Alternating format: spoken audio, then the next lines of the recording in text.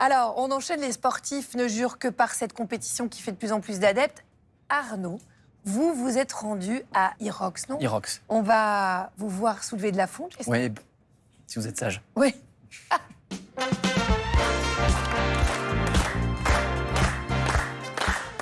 Alors, vous allez venir avec moi.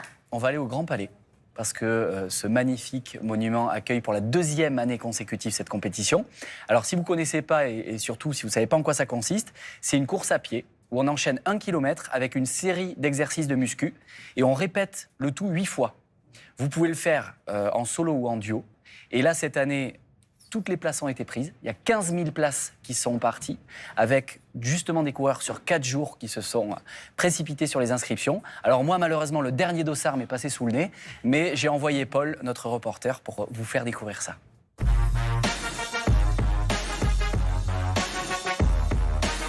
L'Irox est né en Allemagne il y a 9 ans pour conjuguer course à pied et musculation, avec l'idée de faire du sport dans des lieux célèbres comme au Grand Palais. On a rejoint Héloïse Péricard en charge de l'organisation de l'événement. Le cadre est carrément exceptionnel pour une course d'Irox, non? Oui, c'est vrai que c'est notre lieu le plus exceptionnel en France et peut-être même un des lieux les plus exceptionnels dans le monde pour l'Irox. L'an passé, ce sont 80 courses qui ont été organisées dans le monde entier avec plus d'un demi-million de participants en tout. D'où ça vient ce succès selon vous? Alors je pense que l'envie de se dépasser physiquement, c'est quelque chose qui est assez qui s'inscrit dans une tendance de société aujourd'hui, depuis la fin du Covid, où les gens ont envie de se dépasser, ont envie aussi de prendre soin de leur santé, de prendre soin d'eux. On a rencontré Théo et Vanessa, un couple qui s'entraîne ensemble depuis plusieurs mois pour réaliser leur premier Irox. Comment vous avez connu l'Irox? C'est mon papa qui faisait de l'Irox, qui m'a fait découvrir. Moi, je suis venue le voir en spectateur. Et quand j'ai vu l'ambiance, la musique, les stations, ça mélangeait ce que j'aime, la muscu et la course à pied. Donc voilà. Léo Antoine va participer à son 4e Irox en 2 ans, mais ce sera son premier avec sa compagne Amandine. Comment vous vous sentez là, à quelques minutes de cet Irox? Un peu stressé, mais on va prendre que du plaisir. C'est la première fois qu'on le fait ensemble et on avait vraiment envie de tester ça ensemble. Donc on va essayer de s'amuser et de profiter. C'est le grand départ. Plus d'1h20 d'efforts intenses attendent nos 2 couples. Qu'est-ce qui vous plaît dans l'Irox? Le dépassement de soi. On a ces shots un peu d'adrénaline pure qui vont faire qu'on est bien, même si on a passé une mauvaise journée. Ça nous libère un peu toutes les tensions dans le corps. Est-ce que le fait de le faire ensemble, ça aide aussi à se dépasser? Ah oui, complètement. Ça n'a rien à voir avec un Irox solo. C'est beaucoup plus... Enfin, c'est plus appréciable parce qu'on est moins constamment dans l'effort intense. Du coup, on peut profiter aussi de l'effort de son partenaire pour se reposer. Donc, ça permet de prendre peut-être un peu plus de plaisir qu'en solo, je pense. Le format, il a vraiment été pensé de manière à être le plus accessible possible. C'est que du pousser, porter, tirer. Les charges, elles ont été vraiment pensées de manière à ce que, quelle que soit la personne qui commence l'entraînement, elle puisse finir la compétition. Quand on fait un peu moins de sport, qu'on voit ça, on se dit mais pourquoi vous vous infligez ça en fait?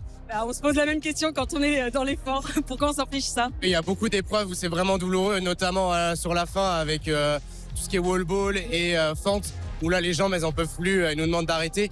Mais après c'est du mental, c'est de l'encouragement entre les personnes et c'est ça qui est génial. Ça a entraîné pendant des mois, puis on arrive là et on voit ce qu'on est capable de faire le jour J.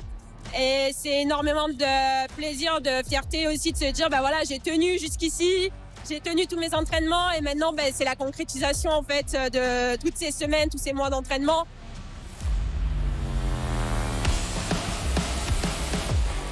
Amandine et Léo Antoine arrivent au bout d'1h20 d'efforts et de douleur. On arrive à prendre du plaisir même quand on a mal, quand on est dans le mal. On arrive quand même à profiter? Moi j'ai pris du plaisir, mais je peux comprendre qu'on n'en prenne pas. Moi j'ai pris du plaisir à avoir mal et je dirais même que sur le dernier run, il m'en manquait. Enfin, j'aurais bien aimé en refaire d'autres. Ouais. Moi j'étais contente d'arriver. Vanessa et Théo franchissent la ligne d'arrivée en 1h25.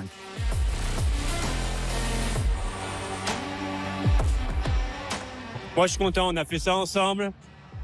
Elle a supporté, donc c'est le principal. Elle a tenu jusqu'au bout sans m'engueuler, donc ça va, je suis content. Bravo en tout cas, bravo.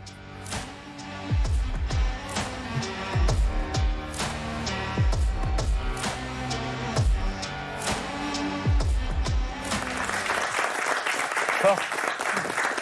Personnellement, il n'y a pas d'urgence à ce que je Non, fasse l'Irox. on va attendre un petit peu.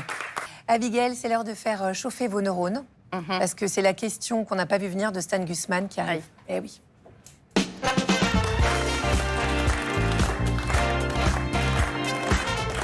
Agathe, vous le savez, je suis un pétochard. L'aventure, très peu pour moi. Cela dit, je peux quand même comprendre qu'on ait envie de repousser ses limites en passant de toit en toit pour le frisson de l'adrénaline, comme on le voit sur ces images vertigineuses, même si personnellement, regardez-moi, vivant, jamais. En revanche, il y a quelque chose que je ne m'explique pas. Ceux qui repoussent leurs limites physiques, quitte à mourir pour rien. D'ailleurs, il y a une cérémonie qui leur est consacrée, ça s'appelle les Darwin Awards. Et ça couronne les morts les plus absurdes de l'année. Musique. Dans la catégorie « Je suis mort en repoussant mes limites physiques » sont nommés le mec qui a décidé de descendre une piste noire en luge sur un matelas de pylône et qui a fini par s'encastrer dans le dit pylône, le prof de parachute qui voulait battre le record de vitesse en chute libre et qui a sauté sans parachute, le nageur de l'extrême qui a voulu faire un selfie avec un requin blanc et qui a fini en tartare, et enfin tous les alpinistes qui prennent le risque de mourir en sorbet pour voir de leurs propres yeux ce qu'un drone arrive à filmer en HD. Et les gagnants sont... suspense, les alpinistes. On peut les applaudir, franchement, mourir pour un selfie à 8000 mètres d'altitude. C'est absurde, et je pense notamment à l'expédition de 1996, dans la nuit du 9 au 10 mai. Regardez ça, des alpinistes amateurs qui ont payé leur expédition 50 000 $ s'élancent pour gravir l'Everest. À l'approche du sommet, la radio annonce que la météo se dégrade. Ordre clair, demi-tour. Mais qu'est-ce qu'ils font, eux ? Ils persévèrent, et sans surprise, ils sont pris dans la tempête. 8 d'entre eux décèdent d'hypothermie, et les survivants reviennent avec des séquelles à vie. Voilà. À ce stade, pour moi, ce n'est plus du dépassement de soi, c'est de l'ego mal placé. Abigail, pourquoi certains prennent des risques absurdes, quitte à se faire mal ? Eh ben, en fait, dans notre évolution, on a quand même lié souvent la force physique à un statut plus élevé. Et donc ça, cette espèce d'impression primaire, elle est restée. Et donc, quand on a plus besoin de montrer en fait qu'on est fort, qu'on peut repousser ses limites, eh ben, parfois ça peut court-circuiter l'instinct de survie et faire qu'on prend des dangers complètement inconsidérés dans une espèce d'illusion qu'on va pouvoir contrôler son corps, les circonstances extérieures, la météo, etc. Donc c'est un vrai biais cognitif qui existe. Ok, j'ai l'impression que c'est plus masculin que féminin, me trompe-je ? En tant que bonne féministe, je vous dirais oui. Eh ben voilà, je pars là-dessus. Partez là-dessus, Stan. Merci beaucoup, Sarah. Oui, alors moi, quand je vois des vidéos sur les réseaux sociaux où je vois des gens faire des choses extraordinaires, ben moi, ça me motive à me dépasser. Est-ce que c'est normal que ça me fasse cette sensation-là ? Les réseaux sociaux en eux-mêmes, alors oui, c'est à double tranchant, mais il y a quand même des choses qu'il ne faut pas oublier. Les réseaux sociaux, c'est quand même une économie de l'attention, donc ça va déplacer un peu le curseur de la normalité. On le voit très bien avec des choses qui étaient considérées comme extraordinaires il y a quelques années, et via les applications, via les réseaux sociaux, etc., qui sont devenus de l'ordre de la banalité. Le marathon, vous voyez, maintenant, c'est une discussion banale de parents d'élèves, alors qu'avant, c'était quelque chose vraiment qui était de l'ordre... Voilà, c'était quelque chose de bizarre. L'autre chose, c'est qu'il ne faut pas oublier que les réseaux, c'est quand même le lieu de l'illusion, de la mise en scène, du mensonge ou du mensonge au moins par omission, et que derrière chaque performance extraordinaire, tout le contexte nous reste totalement inconnu. Est-ce qu'il y a de la souffrance physique, morale ? Quel sacrifice on a fait sur le plan de notre vie personnelle, notre vie professionnelle, de nos relations aux autres pour en arriver là ? Donc c'est important. Et en fait, le problème des réseaux sociaux aussi, c'est qu'il n'y a pas de limite en fait, à la performance. On trouvera toujours quelqu'un qui va dépasser le record précédent. Et donc ça, c'est important à garder en tête.